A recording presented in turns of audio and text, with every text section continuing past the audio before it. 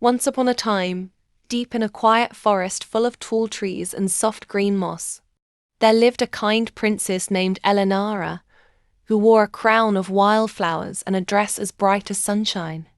Every day, she sat beneath the trees with an old green book in her lap and read gentle stories to the forest animals who loved her deeply. And they came from all around: the shy deer with soft eyes, the playful rabbits with twitching noses, the curious raccoons, the chattering squirrels, and even the tiniest fawn, who nestled beside her skirt as if it were made of clouds.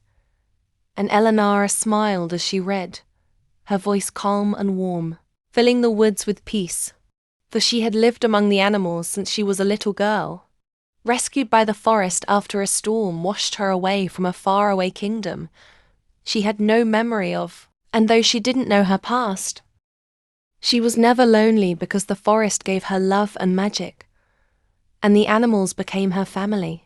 One quiet morning, while the sun peeked through the leaves and painted the ground with golden light, a young prince named Fallon, lost during a long journey, stumbled into the clearing and saw the princess reading.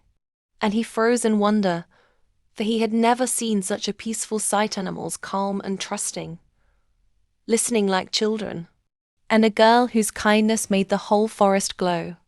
And when Elenara looked up and saw him, she did not run or hide, for she saw in his eyes a gentle heart, and so she welcomed him to sit and listen too.